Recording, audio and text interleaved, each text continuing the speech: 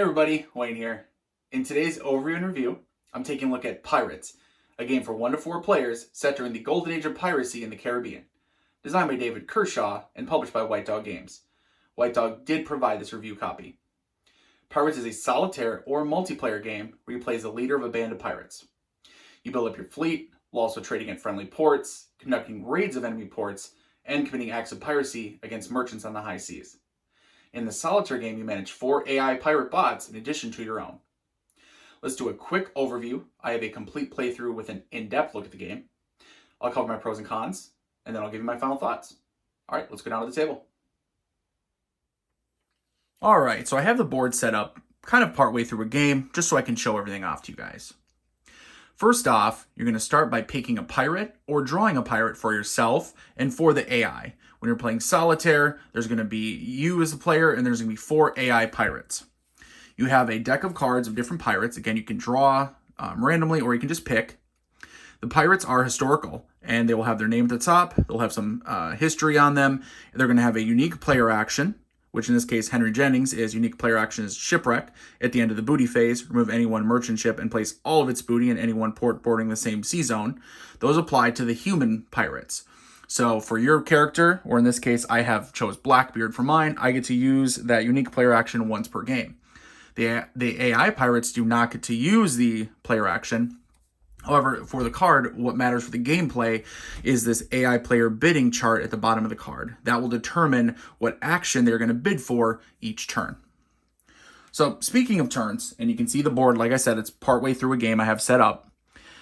The turn order is going to be the booty phase, which is where you're going to be rolling a die, checking this random port table, adding goods to the different ports. If you reach 5 goods, it turns into a gold. After that, you're going to draw and place a merchant ship at one of these 3 locations in the high seas, East Caribbean or West Caribbean. You're going to add booty, which booty for this game terms is either the trade goods or the gold. Those are both together, they're considered booty. You will add those to the cards, and then after the booty phase, there's going to be the bidding phase. Now, in the solitaire game, obviously, you're not doing any sort of secret bidding because there's just you playing, right, against the system. But how it works if it's multiplayer, if you're multiple humans, is each person is going to pick secretly what action they're going to take. They'll secretly bid. So are they going to raid a port? Are they going to trade goods for gold at a port? Are they going to commit piracy against one of those merchant ships on the board? Or are they going to build another ship to add to their fleet? You as the human, you go first when you're playing against AI. You'll just pick what you want, set it aside. Then you're going to roll for every AI to determine what they do. After that bidding phase, you go into the action phase. This is where those actions are resolved. Now, quickly in order, they are pass, which the AI doesn't often pass, but it can happen. Primarily was the human player, what that can do is you can move your ships from port to port, or you can revoke your allegiance. What do I mean by allegiance? Well, you can see Blackbeard down here. I have allegiance to the British. That means in game turns that I cannot commit piracy against British flagged ships. So this Spanish ship up here, I could. This British frigate down here, I could not.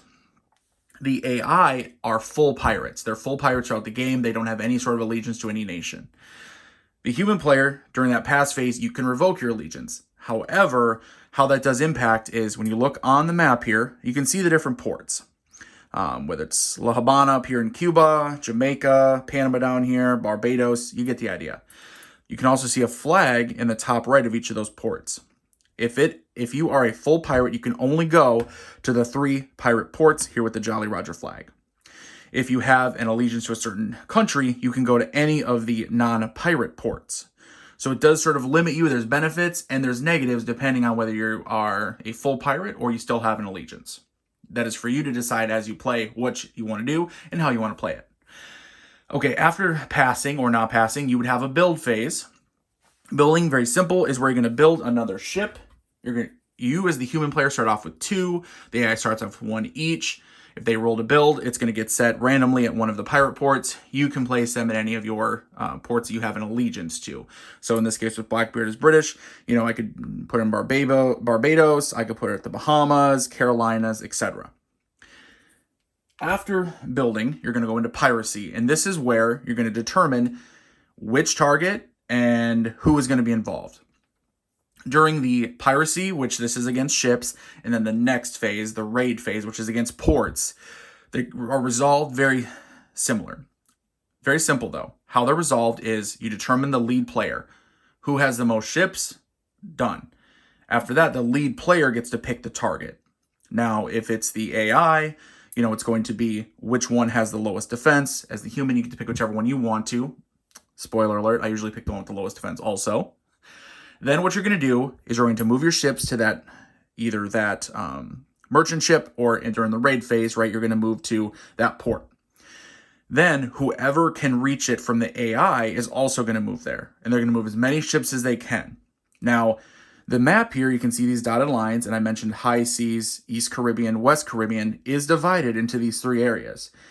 A ship has to be at a port that is bordering or in that area to join that fight. Simply put, if, say, there is a piracy action launched against the Spanish galleon ship up here to go after all these nice gold, and ships are coming out of Tortuga and attacking, these ships down here in Port Royal could not get up there because they are not adjacent. They're not either on the line or within the high seas. How to conduct them, how to resolve them, very simple. You're going to roll a 1d6, add the number of ships. For defense, there's going to be the defense total that's on the ship here. Or if it's a port, you have these trade ratings and port defense ratings. These are placed randomly during each game, so they're always different. You're going to have that as the base number and roll a 1d6 for the system. Go ahead and compare numbers. If the attacker is greater, they're going to get whatever booty is either in the port or on the ship. You're going to divide it up between the attackers. However, if you roll equal or less than, you're each going to lose a ship, and whatever port or whatever goods are there are just going to stay there. Now, when it comes to divvying up the booty, the game kind of has an interesting way, which is that the lead player gets half, rounding down, then you split up with the rest. So that means if you raid somewhere, or if you attack a ship that only has, say, 1 trade good, 1 booty, you will, as the lead player, you will not get it, even if you're successful, because it's half rounded down, which half rounded down is 0. So that 1 will actually go to someone else. But doesn't mean it's a wasted turn, because if you have a successful piracy or a successful raid, you get a benefit over here on the victory chart, which we'll cover in a second. After piracy and raiding is done, the last last step of the action phase would be trading.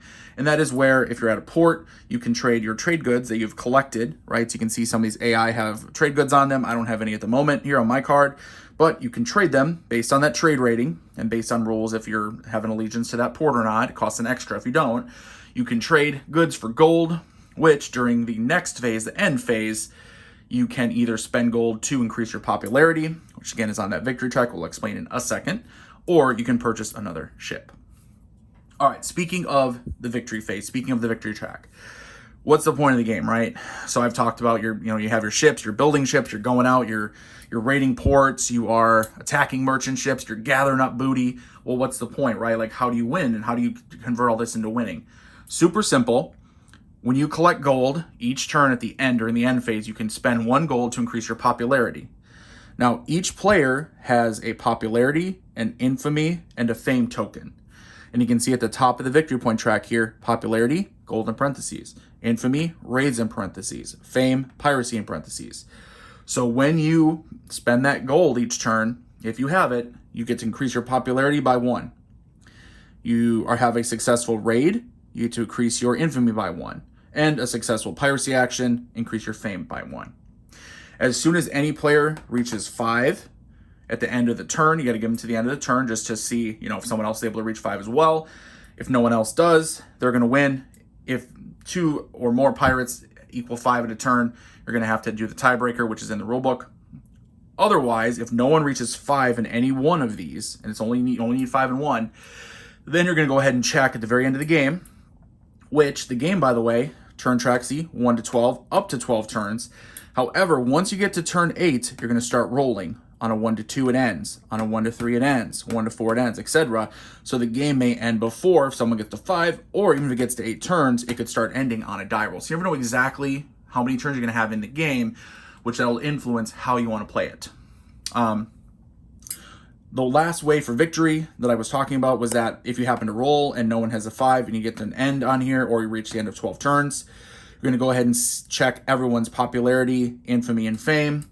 Whoever has the highest minimum on all of them. So say if one pirate has 2s across the board, but then everyone else, say their worst score, right, was a 1 or less, whoever has that 2 across the board is going to be the best pirate on the high seas. Okay, I think that covers it, probably even more in depth than I actually thought I was going to go into. However, if there's any questions, that's okay. Remember, I have a complete playthrough you can check out. I have a good overview on that one, as well as you can just watch me actually play the game. Other than that, let's go into my pros and cons, and of course, end with my final thoughts. All right, first off, I really have to wonder who chose these colors.